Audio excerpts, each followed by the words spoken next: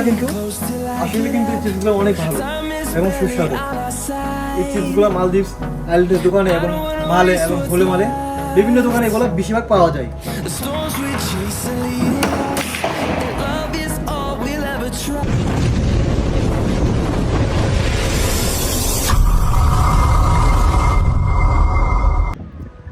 তো hello and WhatsApp guys, কেমন আছো তোমরা সবাই? আশা করি তোমরা অনেক অনেক ভালো আছো গাইস। তো আজকে আবারও অনেক দিন পরে তোমাদেরকে নতুন এক ব্লগে স্বাগতম। Welcome to my blog another video. তো গাইস আজকের ব্লগটি হচ্ছে আমরা এখন আছি বর্তমানে মলদ্বীপ দাঙ্গাতি আইল্যান্ডে। তো গাইস আজকে যে দাঙ্গাতি আইল্যান্ড আছে তোমাদের সম্পূর্ণ রাত্রির যে ভিউটা তোমাদের সম্পূর্ণ সেটা দেখানোর চেষ্টা করবো। তো গাইস সাথে থাকো, লেটস গো। তো গাইস দেখতে পাচ্ছেন যে সামনে যে ভিউটা না, এটা কিন্তু দেখতে কিন্তু ভিউটা পুরো একটা আমেরিকা বা বিভিন্ন কান্ট্রির মতো লাগতেছে। যে রাত্রে যে ভিউটা গাইস, এটা কিন্তু বোঝা যাচ্ছে না যে এখন আমরা কি মলদ্বীপস আছি নাকি আইল্যান্ডে আছি। তো গাইস রাতের ভিউটা কিন্তু অসাধারণ ছিল। তোমাদের কাছে কিরকম লাগছে তোমরা অবশ্যই কমেন্টে জানিয়ে দিবে গাইস।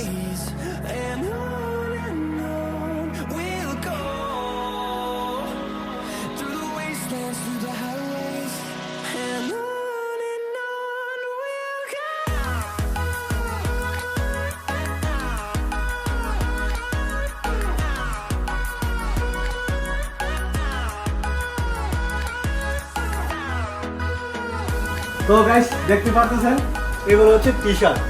তো বিভিন্ন ধরনের টি শার্ট আছে এখানে। তো চাইলে এগুলো কম টাকা এবং বাজেটের মধ্যে নেওয়া যায়।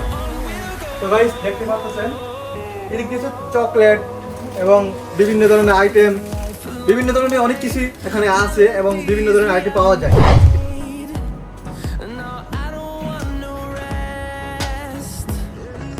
তো গাইস আপনি চাইলে কিন্তু 5 টাকা দিয়ে একটি মেনডিস কিনতে পারবেন, যাকে বলে আমরা কমলা, বাংলা যাকে বলে কমলা। তো এটা কিন্তু মাত্র 5 টাকা, 5 টাকা হলে আপনি কিনতে পারবেন। এবং আরো আছে অরেঞ্জ, যা 4 পিস মাত্র 5 টাকা।